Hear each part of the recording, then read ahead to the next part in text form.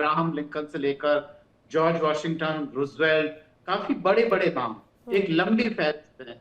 उनमें अगर Donald Trump साहब को रखें तो वे काफी बचकाना और काफी एकदम चाइल्डिश लगते हैं।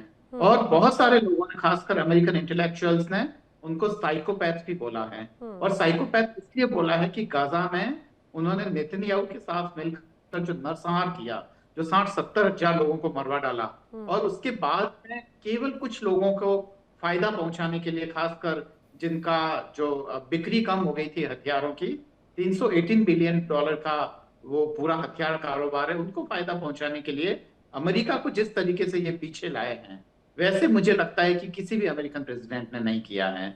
आज से 30-40 साल बाद जब इतिहास में जब ये सारी घटनाएं दर्ज होगी, तो ये ईरान की लड़ाई एक टर्निंग पॉइंट होगा, जो ये घोषित करेगा कि आज के बाद दुनिया एक ध्रुवीय नहीं होगी, जिसका सपना अमेरिका देख रहा था।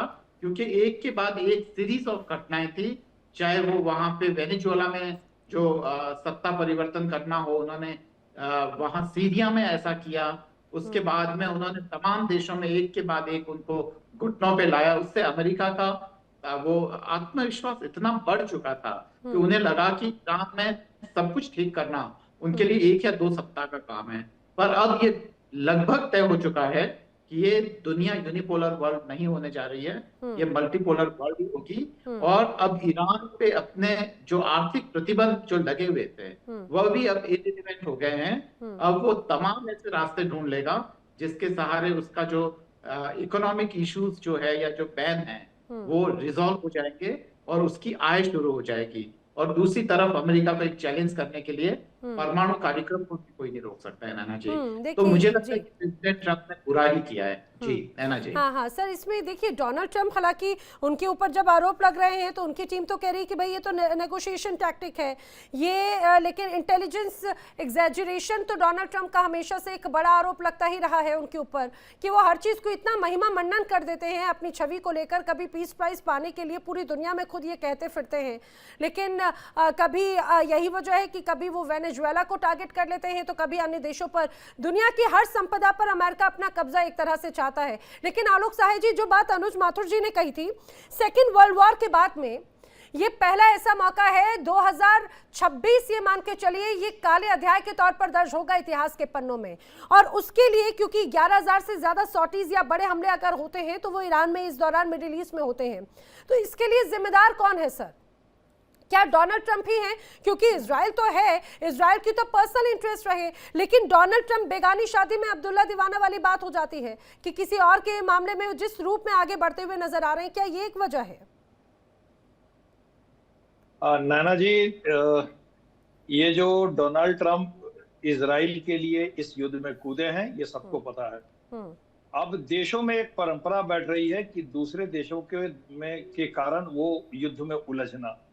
ईरान युद्ध में वो इजराइल से उलझ रहा है फिलिस्तीन का बहाना लेके, अमेरिका युद्ध में उलझ रहा है इजराइल का बहाना लेके। तो ये तो ट्रंप साहब ने इसमें युद्ध में वो कूद गए हैं, बात सही है, लेकिन ट्रंप साहब ने उत्तेजना में आकर के युद्ध की शुरुआत बिना किसी प्लानिंग के कर दी है। और वो जैसे खबर मिली कि 40 नेता एक साथ जुटे हुए हैं तो जल्दबाजी में इन्होंने आक्रमण की शुरुआत कर दी। आप देखिए, जो 11,000 बता रहे थे बात टारगेट्स, हो तो 2 दिन पहले की है। कल की अगर आप 1100 टारगेट्स पे जो इन्होंने स्ट्राइक किया है उसको भी अगर आप ले लें तो करीब 12-13 हजार टारगेट्स पे हेवी बम्बार्डमेंट या मिसाइल अटैक्स हुआ है ईरान के अंदर में। भारी तबाही मचाई है इन्होंने, अपने हिसाब से मचाई है। लेकिन मैं शुरू से बोलता रहा हूं कि ईरान की जो वार मेकिंग मशीनरी है, उनके जो ड्रोन्स, उनके मिसाइल्स और उनके ड्रोन्स और मिसाइल बनाने के कारखाने और उसके स्टॉक पाइल जो है वो अंडरग्राउंड ऐसी स्थितियों में है जिनको ये अभी भी तबाह नहीं कर पाया है। और इसी कारण से ईरान अभी भी डिक्टेट कर रहा है और सब जगह इनको आक्रमण कर रहा है और इनके इंटरसेप्टर खत्म हो गए हैं, बचाना मुश्किल है अभी इनको। तो काफी बैकफुट पे ये चले गए हैं। उसके अलावा उन्होंने कई तकनीकी ऐसे डेवलप कर ली है जिसके कारण उनके जहाजों को भी वो सटीक तरीके से मार पा रहा है। Electro optic and IR technique जो उसने अपनाई है उसके कारण से। तो अब इनके पास ऑप्शंस बहुत कम है और इसीलिए आप देखिएगा नैना जी कि ये अपने सारे ऑप्शंस खोल करके सामने रखे हुए हैं। अभी कभी बोलते हैं कि मैं 2-3 हफ्ते में यहाँ से खत्म करके हट जाऊंगा, अब जिसको खुलवाना है स्ट्रेट ऑफ हॉर्मुज खुलवा ले, क्योंकि मुझे तो वहां से तेल लेना नहीं है, जिसको तेल चाहिए वो जाके वहां से तेल ले ले। दूसरी तरफ बोलते हैं, दूसरी तरफ जो डिप्लॉयमेंट्स के ट्रेंड बता रहा है, उससे इनका लग रहा है कि इनका मन बहुत बुरी तरह से व्यथित है और ये चाहते हैं कि किसी तरह से या तो खर्ग आइलैंड पे कब्जा जमा करके या ईरान से ये अपनी जो खर्च हुआ है उसकी कीमत वसूल है। सर लेकिन ख्वाहिशें तो डोनाल्ड ट्रंप की रही ना, यही बात तो, ये तो ख्वाहिशें रही हैं। जैसा कि अभी अमर मस्तिकान जी ने भी कहा कि भाई वो जिस तरह से स्ट्रेट ऑफ हॉर्मुज को वो स्ट्रेट ऑफ डोनाल्ड ट्रंप कहलवाना चाहते हैं, तो उनकी दिली ख्वाहिश है। लेकिन 31 दिनों में ऐसा लग रहा है कि ठीक है, बाल भी बाका वाली बात तो नहीं कहूंगी, लेकिन जो बड़ी बातें करे थे वो तो कुछ भी नजर नहीं आया। नैना जी एक और बात बता दूं, 12,000 के ऊपर तो टारगेट किया है, और अभी मैं पढ़ रहा था 850 टॉमहॉक मिसाइल्स लॉन्च किए हैं अमेरिका ने इस ऑपरेशन में। 850 एक टॉमहॉक मिसाइल की कीमत, जी हाँ, एक टॉमहॉक मिसाइल की कीमत होती है 35 करोड़, और ये इतिहास में पहली बार इतने ज्यादा टॉमहॉक मिसाइल का इस्तेमाल किया गया है। पिछला इस्तेमाल जो हुआ था वो 803 हुआ था, उसको ये रिकॉर्ड इन्होंने ब्रेक कर दिया है। इतना कुछ होने के बावजूद क्या आपकी प्लानिंग है, मिलिट्री प्लानिंग है, कि आप उसके वॉर मेकिंग मशीनरी को ध्वस्त नहीं कर पाए और अपनी पीठ खुद थपथपाते रहे कि हमने उसके एयरफोर्स को खत्म कर दिया, हमने उसके पूरे नेवी को खत्म कर दिया। अरे उसकी एयरफोर्स और नेवी तो उसने बनाई नहीं थी, वो तो बस नाम मात्र का था, और आप उसी में अपनी पीठ थपथपा रहे हैं। हाँ। तो डोनाल्ड ट्रंप बहुत बुरी तरह फंस गए हैं। जी हाँ नैना, देखिए डोनाल्ड ट्रंप फंस गए हैं। डोनाल्ड ट्रंप ने बार बार लिमिट दी और एक बार फिर से लिमिट दी गई उनकी तरफ से। 6 तारीख का जिक्र किया गया कि 6 दिन और है बस, और उसके बाद में ईरान का काम तमाम। और ऐसे बयान तो वो लगातार मेजर अली शाह पिछले कुछ वक्त से वो देते रहे हैं। ईरान का काम तमाम, ईरान की रिजीम चेंज, ईरान का जो खनिज है वो पूरा अमेरिका का होगा, इजराइल और अमेरिका की सत्ता एक तरह से ईरान में चलेगी। ये तमाम बड़े दावे, बड़े बयान तो हम पिछले 1 महीने से सुन रहे हैं, लेकिन डोनाल्ड ट्रंप के बयान बार बार बदलते हैं और उसके साथ में तारीखें भी बदल जाती हैं। वजह क्या मान रहे हैं? पहले टर्म में भी यही हालात थे। नैना जी आपका बड़ा पॉइंटेड सवाल है ये, और वही पॉइंटेड सवाल का मैं पॉइंटेड जवाब देता हूं मैं। ठीक है, हिल साहब ने बताया कि वो कंपल्सिव लायर हैं, बिल्कुल इसमें कोई शक की बात नहीं है। और आपने वो कहानी सुनी है, भेड़िया आ गया, भेड़िया आ गया। जब भेड़िया कहता है तो डोनाल्ड ट्रंप का मैं बेसिकली कुछ फैक्ट्स बताता हूं। मैं आपको बड़ा दिलचस्प है, हमारे दर्शकों को मजा आएगा सुनने में। ये मैं कुछ करता हूं, मैं कुछ फैक्ट चेक हुई थी, मैं पूरी रिसर्च, पूरी जिम्मेदारी के साथ ये बोल रहा हूं मैं ये। ठीक है, Washington post, the Toronto star और CNN की पर एक कंपाइल हुआ था एक डेटा, फॉल्स और मिसलीडिंग क्लेम से डोनाल्ड ट्रंप साहब के, और इसमें कई सारे आर्टिकल छपे। वो डेटा के मुताबिक अगर हम गिने 30,573 फॉल्स या मिसलीडिंग क्लेम्स हैं 4 साल में डोनाल्ड ट्रंप साहब के। कितने? 30,573 ये आंकड़ा है। यानी कि अगर हम एवरेज निकालें तो एवरेज तकरीबन आता है 21 लाइव्स पर डे है। यस, क्या एक दिन में 24 घंटे होते हैं। और आप सोचिए, और आप सोते कितने? 6 घंटे सो लेगा इंसान, 18 घंटे, ठीक है बच्चे। अरे 21 लाइव्स झूठ पर डे, ये डेटा निकाला है ये, और ये मैं नहीं बोल रहा हूं, ये प्रॉपर रिसर्च के बाद निकला है डेटा। मैं कोट करना चाहूंगा उनके स्टीव बैनन, जो डोनाल्ड ट्रंप साहब के 2016 में प्रेसिडेंशियल कैंपेन के CEO थे और चीफ स्ट्रेटेजिस्ट थे। उनके पहले 7 महीनों में ट्रंप की पहली सप्ताह में उन्होंने बोला था कि उनके डोनाल्ड ट्रंप साहब को खतरा डिप्लोमेट से नहीं है, पोजीशन जो है उससे नहीं है, उनको खतरा है मीडिया से है। इसके लिए सोल्यूशन क्या है? सोल्यूशन ये है कि जितना झूठ बोल सकते हो, बकवास बोल सकते हो, एग्जैजरेशन करते रहो।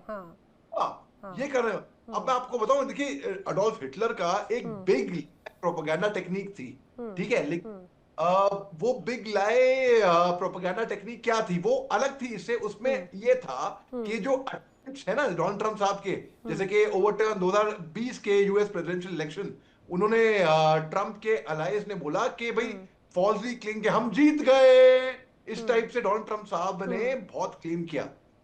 और ये डोनाल्ड ट्रंप साहब की खासियत है, वो ये कि भेड़िया आ गया, भेड़िया आ गया। तो डोनाल्ड ट्रंप साहब की क्रेडिबिलिटी अब मैंने सफाया कर दिया, और ये मैंने आंकड़े निकाले हैं, बहुत मेहनत से निकाले हैं, बहुत रिसर्च से निकाले हैं नैना जी। ये मैं हवा में बात नहीं कर रहा हूं कि डोनाल्ड ट्रंप साहब बिल्कुल वॉशिंगटन पोस्ट का ये एक रिसर्च था, आर्टिकल था। यस, तो ये डोनाल्ड ट्रंप साहब की क्रेडिबिलिटी आप देखिए, जो इंसान इतने दिन में 21 टाइम्स झूठ बोलता है, उसकी ट्वीट पे हम यकीन कर लेंगे क्या?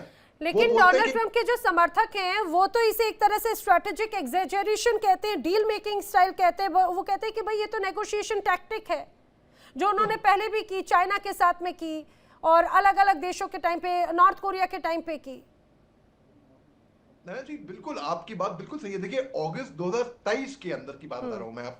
डोनाल्ड साहब के फॉल्सहुड जो है वो 2020 इलेक्शंस के बारे में वॉशिंगटन डीसी वो क्रिमिनल इंडिक्टमेंट था जहां पे 27 लिस्ट हुए थे इनके जॉर्जिया क्रिमिनल इंडिक्टमेंट में, और बेसिकली ये 21 जो है वो ट्रम्प के फॉल्सहुड, मतलब इतना डेटा इसका निकला है ना इस आदमी का। अगर मैं बोलना शुरू कर दूं तो मैं आपका पूरा प्रोग्राम मैं बोल दूंगा आंकड़े बिल्कुल नहीं जाता। जी जी जी जी। हाँ देखिए ये बिल्कुल मुझे लगता है कि डोनाल्ड ट्रंप के साथ में इस तरह के किस्सों की अनगिनत एक बड़ी लंबी फहरिस्त नजर आती है। लेकिन अनुज माथुर जी, ये जो फ्लिप फ्लॉप वाला जो एक पैटर्न है डोनाल्ड ट्रंप का पिछले कुछ वक्त से जो नजर आया, अब वो उम्र का तकाजा कहा जाए या ये कहा जाए कि आत्ममुग्धता इसे इस रूप में कही जाए, या ये कहा जाए कि उनकी बेचैनी रही कि वो चाहते थे कि भाई मुझे पीस प्राइज मिल जाए। कई लोगों से उन्होंने फॉल्स मिसलीडेड या प्रेशर डाल के अपने आप को रिकमेंड भी करवा लिया, लेकिन फिर भी ये कहा जाता है ना कि मुंह को आया हाथ ना लगा वाली बात है। ये सारी चीजें डोनाल्ड ट्रंप के साथ में हुई, लेकिन अब आखिर क्या नजर आता है? क्या यही एक वो बड़ी परिस्थितियां हैं कि अब डोनाल्ड ट्रंप मिडिल ईस्ट में अपनी इन बयानबाजियों की वजह से अलग थलग पड़ गए? नेटो कोई साथ नहीं दे रहा, तमाम यूरोप कंट्रीज एक तरह से वो छिटक रही हैं, कोई ना सीधे आना चाहता है ना ही सीधे दूरी बनाना चाहता है। क्या अपने इसी फ्लिप फ्लॉप रवैये की वजह से अलग थलग पड़ चुके हैं डोनाल्ड ट्रंप? बिल्कुल बिल्कुल। देखिए मैं आपको नैना एक चीज बताना चाहता हूं कि हम डोनाल्ड ट्रंप और अमेरिका को अलग अलग करके देखने की आवश्यकता है। डोनाल्ड ट्रंप एक अहंकारी आदमी है, और ये जो उसका अहंकार है, जिस प्रकार से उसने हर state head of the state को हैंडल किया है, जिस प्रकार से उसने साउथ अफ्रीका के प्रेसिडेंट को 9 घंटे वेट करवाया, जिस प्रकार से वो मैक्रो और इनको सबको दलील करते रहते हैं, वो उनकी बात है। लेकिन जब ये अमेरिका का रिफ्लेक्शन नहीं है। डोनाल्ड ट्रंप 2 साल और हैं, शायद 2 साल भी नहीं, इम्पीचमेंट हो जाएगा इनका, मुझे पूरा यकीन है इस बात का। लेकिन मैं आपको एक बात इसके साथ साथ बता देना चाहता हूं कि अमेरिका जो है, America, it is not Donald Trump, America ने इस युद्ध में बहुत ज्यादा नुकसान पहुंचाया है ईरान को, ये बात मानने की है जी। और इतना ज्यादा नुकसान पहुंचाया है कि अगर वो 2 हफ्ते और इसी रफ्तार से नुकसान पहुंचाते रहे तो वो अपने लिए ऐसे हालात बनाने में सफल हो जाएंगे। नाना, listen to my thing very carefully. ऐसे हालात बताने में सफल हो जाएंगे कि अमेरिका ने ये युद्ध जीत लिया है और वो वहां से एक फेस सेविंग ऑफ रैंप लेके निकल जा सकते हैं। आज आप ईरान की स्थिति देख लीजिए, कल भी मैं किसी चैनल पे यही बात कह रहा था।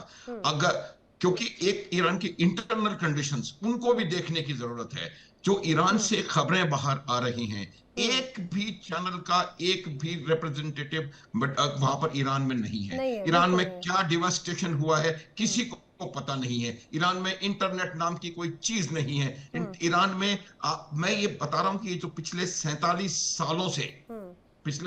सालों का मुल्ला जो रजीम रहा है, वो एक बहुत भयंकर आर्थिक कुप्रबंधन के दौर से गुजरा है।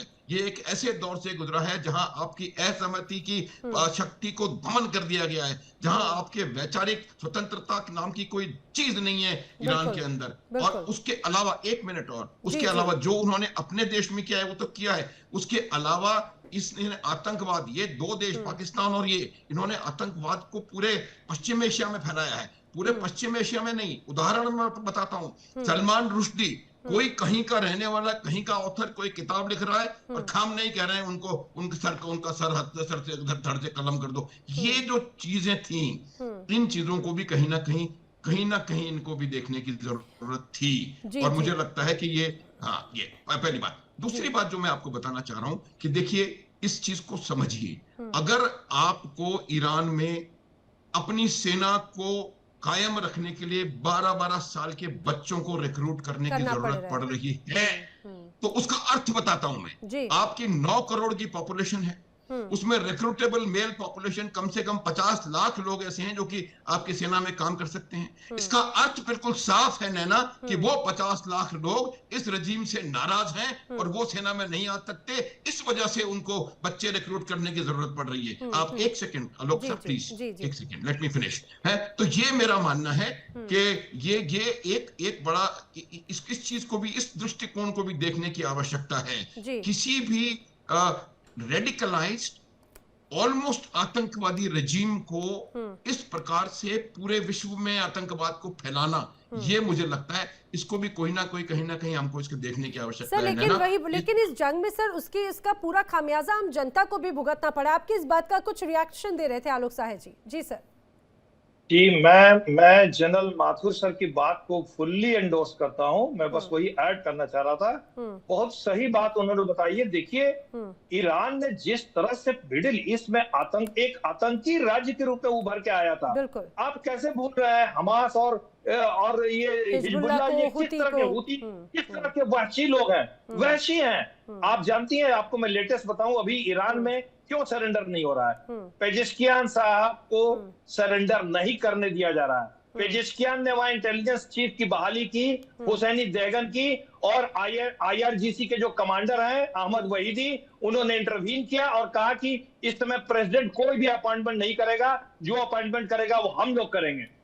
वहां पर लिटरली IRGC ने कंट्रोल अपने हाथ में ले लिया है। और वो कौन, उनका लीडर हर जगह एक उस तरह से वो उस तरह के लीडर हैं जो बिल्कुल धर्मांध व्यक्ति हैं, जिनको शहादत करने में लगता है कि वो अल्लाह के लिए बहुत बड़ा काम कर रहे हैं। तो ऐसी मानसिकता के लोग अगर सत्ता पर बैठे हैं तो ये उस पूरे क्षेत्र के लिए बहुत बड़ा खतरा है। और मैं तो चाह रहा हूं कि जिस तरह से वो आक्रमण कर रहा है, जिस तरह से विभत्स रूप ले रहा है मिडिल ईस्ट में, अब कंपनियों पर भी आक्रमण की बात हो रही है, तो ये ईरान अपने को बहुत बुरी तरह तबाह करेगा। और हो सकता है अगर ईरान अपने से बाज नहीं आया तो एक सारे देश, एक ऐसी स्थिति हो सकती है कि सारे देश मिलकर के ग्राउंड ऑपरेशन की तैयारी करें अमेरिका की मदद से। और वो लेकिन सर अमेरिका की मदद से क्या संभव है? क्योंकि डोनाल्ड ट्रंप के जो रवैये रहे हैं पिछले कुछ वक्त में बयानबाजियों के, उसमें तो बड़े स्तर पर अमेरिका ही आइसोलेटेड सा नजर आता है। आपने बात बड़ी दुरुस्त कही कि जिस तरह से हालात हैं वो जरूर यहाँ पर परिस्थितियां हैं। लेकिन अरविंद सिंह तिजावत जी से मैं इसका रुख कर रही हूँ। अच्छा, अहमद मस्तिकान जी शायद कुछ कहना चाह रहे हैं इस बात को लेकर, फिर मैं रुख कर रही हूँ। जी अहमद जी। मैं थोड़ा सा अर्ज करना चाह रहा हूँ।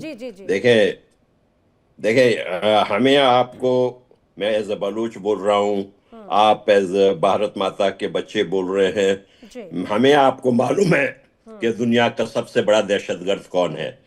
आपको भी इल्म है, हमें भी इल्म है। पाकिस्तान की फौज है, वो पारा ISI है। इसमें तो कोई दो राय हो नहीं सकता है। देखें, ईरान के खुमैनी, ये जो आयतुल्ला थे, उनमें भी थोड़ी बहुत कश्मीर की खारिश थी जरूर, हम इसको नहीं नजरअंदाज कर सकते हैं, लेकिन उस तरीके से नहीं थी जो ये पंजाबी जिहादियों में है। देखिए, ईरान के साथ आपके ताल्लुकात बहुत अच्छे इंडिया के थे। चाबार पोर्ट, आप ये ना भूलें, हर कोई स्टेट अपने इंटरेस्ट के हवाले से चीजों को देखता है। ईरान जो है इंडियन इंटरेस्ट के लिए कोई खराब प्लेयर नहीं था। आपको चाबार पोर्ट उन्होंने दिया, तो 2017 में आपके साथ उनके $18 बिलियन के ट्रेड थे। ये तो अमेरिकन सैंक्शंस के वजह से ट्रेड नहीं हो सके। देखिए इंडिया डेली 24/7 अब आपकी स्मार्ट टीवी पर। इंडिया डेली मौजूद है सभी डिजिटल प्लेटफॉर्म पर लाइव और लगातार। इंडिया डेली 24/7 हर दिन राष्ट्र को समर्पित।